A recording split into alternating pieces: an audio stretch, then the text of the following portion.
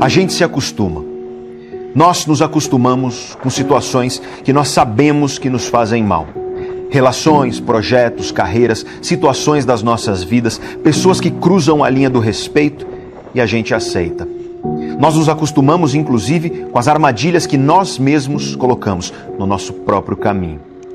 A autossabotagem, a procrastinação, os medos e as inseguranças que nos paralisam, a ansiedade que nos mantém parados sem mudar aquilo que precisa ser mudado, a falta de foco porque nós não priorizamos o que precisa ser priorizado, o esquecimento constante porque o nosso cérebro vive sobrecarregado.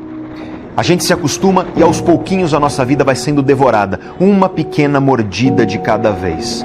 E aí, muitas vezes, quando a gente se dá conta, lá se foi um pedaço enorme da nossa vida, devorado aos pouquinhos. E quando isso acontece, frequentemente, não tem mais volta. Esse pedaço da nossa vida já se foi e agora nós temos que aprender a conviver com a cicatriz deixada pela ausência dele. A gente se acostuma, mas não deveria, porque as consequências de se acostumar são muito perigosas e muito tristes.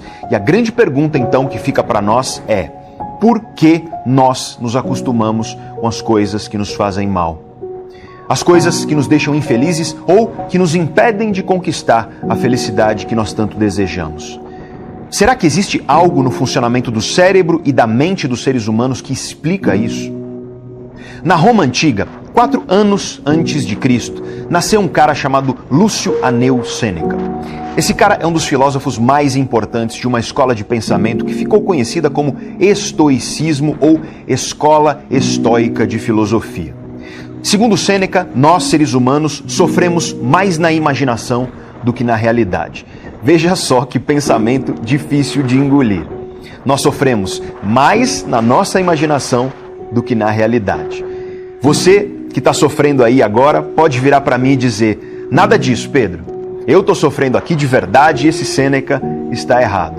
Ou talvez você possa me perguntar: Pedro, isso quer dizer que o Sêneca negava a existência das dores humanas? Definitivamente a resposta é não. Eu recomendo que você pesquise a vida do Sêneca. Foi uma vida difícil, uma vida cheia de dores. Ele era senador de Roma, foi acusado injustamente mais de uma vez na vida, foi banido, foi exilado, perdeu pessoas que ele amava, perdeu aliados, perdeu amigos e ele terminou a vida como tutor do Nero, um dos maiores tiranos que comandaram o Império Romano. E depois de uma vida cheia de dificuldades, o Sêneca foi condenado injustamente à morte. O imperador Nero obrigou Sêneca a cortar os próprios pulsos. E mesmo nesse momento, segundo os relatos históricos, ele cumpriu a sentença com a serenidade que era característica da filosofia dele.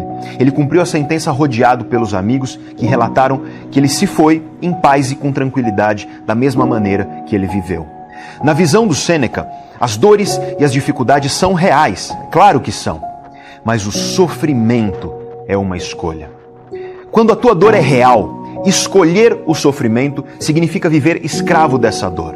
E muitas vezes nós sofremos por coisas que existem quase que exclusivamente dentro da nossa mente, dentro da nossa cabeça.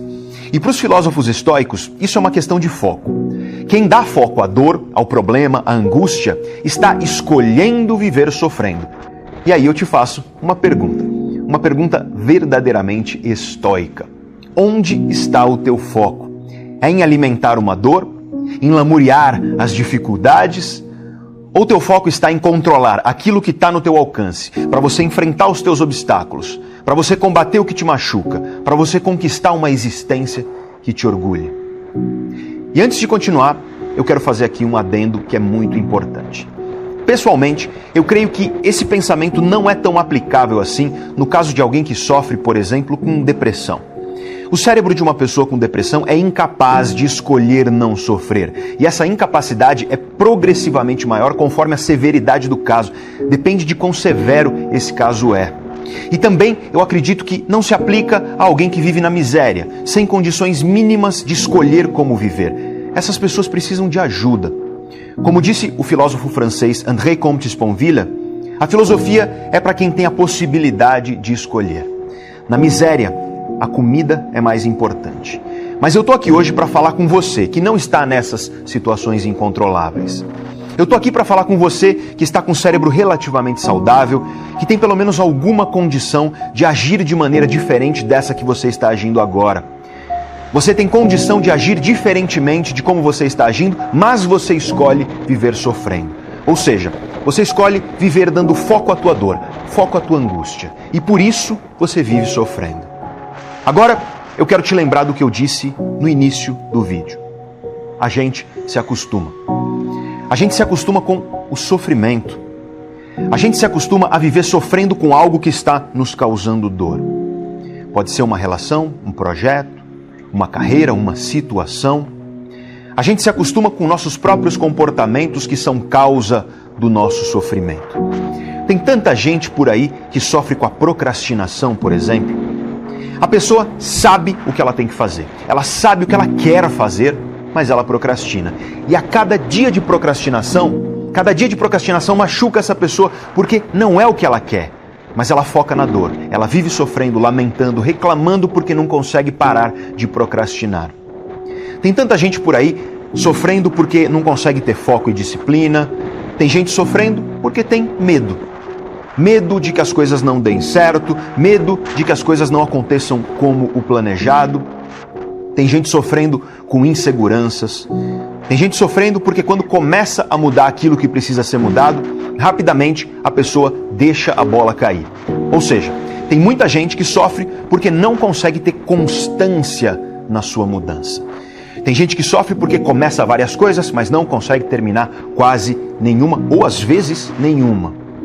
E esses são apenas alguns exemplos daquilo que nós chamamos de autossabotagem. E cada dia que você faz essas coisas, cada dia desses te machuca. Mas você escolhe focar na dor. E aí, focando na dor, você sofre, você lamenta, você se angustia, você reclama. E a vida segue igual. Você vive em sofrimento, escravo dessa dor, porque a dor continua lá. A gente se acostuma a essas coisas. E a gente se acostuma porque as coisas ruins, as coisas difíceis, as coisas que nos causam dor, raramente aparecem de repente na vida. Raramente as coisas ruins surgem do nada. Uma tonelada de dores de repente do nada na sua cabeça. Isso pode acontecer, é claro, mas é raro. A maioria das dores surge aos pouquinhos. Você não se torna o rei da procrastinação de um dia para o outro. De repente, você que era disciplinado, focado, diligente, do nada você acorda o mestre da procrastinação. Você não acorda totalmente sem foco, totalmente sem disciplina, completamente amedrontado e inseguro. Você não acorda de repente assim. Essas coisas vão se construindo aos pouquinhos na tua vida. E a mesma coisa vale para situações às quais nós nos acostumamos. A relação que te faz infeliz não foi de repente. O amor foi embora aos poucos, sendo substituído um pouquinho de cada vez pela negligência, pelo descaso. A tua saúde, aliás, não vai embora de uma vez. A cada dia que você escolheu ficar sentado no sofá em vez de se exercitar, comer açúcar em vez de legumes, aos pouquinhos, a cada dia, tua saúde foi destruída. É por isso que a gente se acostuma. A gente se acostuma porque os males que corroem as nossas vidas vão surgindo de pouquinho em pouquinho. E o nosso cérebro é muito ruim para perceber pequenas mudanças. O cérebro tem facilidade para notar as grandes mudanças, mudanças chamativas, notáveis, de alta intensidade. De repente, um belo dia você acorda e tua esposa foi embora, teu esposo foi embora. Você fica se perguntando o que aconteceu. Porque para você estava tudo ok, tudo meia boca, tudo mais ou menos, mas ok. Tudo estava aparentemente ok até ontem. É porque teu cérebro não notou as microagressões no dia a dia. Teu cérebro não notou as micronegligências quando você preferiu falar ou esperar a tua vez de falar em vez de ouvir aquela pessoa que você dizia que amava. Teu cérebro não notou os pequenos egoísmos, as pequenas negligências, os pequenos descasos. E aí, de repente, a pessoa foi embora e você acha que foi do nada, mas não foi de repente e não foi do nada. Você só não percebeu aquela destruição que estava se acumulando e aí o castelo desmoronou. Meu amigo Flávio Passos costuma dizer que a vida é como uma casa. Quando você tem uma infestação de cupins na tua casa, você olha de fora e parece tudo bem, mas os cupins estão lá, destruindo tudo invisíveis. Até que um dia tudo desmorona porque os cupins devoraram as fundações, os alicerces da tua casa. E não venha me dizer que foi do nada, porque não foi. A maioria das coisas na vida acontecem assim. Invisíveis, elas vão destruindo a vida aos poucos. A gente se acostuma, mas não deveria, porque tua vida está indo embora, aos pouquinhos. A cada dia que você sofre com a dor que está aí, a dor que você sabe qual é, a dor que você sabe qual é a causa, mas você não faz nada para mudar. Tua vida está indo embora. A cada dia que você sofre porque está procrastinando, por exemplo, mas você não faz nada para solucionar esse problema. Você vive sofrendo com a procrastinação, mas você não age para se afastar da dor que ela te causa, porque se afastar dessa dor significa resolver esse problema, ou seja, focar na solução da dor, na solução do problema, e não no sofrimento causado pela dor. Você vive como escravo da dor, em vez de se tornar imperador da solução. E isso vale para todo tipo de autossabotagem, aliás. Para insegurança, medos paralisantes, aquele perfeccionismo que também pode te deixar paralisado, impulsividade, timidez, negatividade, pessimismo, falta de autocontrole, incapacidade de terminar aquilo que você começa, falta de constância nas mudanças que você quer para a tua vida. E tudo isso é sim uma questão de foco, mas não é apenas uma questão de foco. Isso é também uma questão de falta de conhecimento e de falta de ferramentas.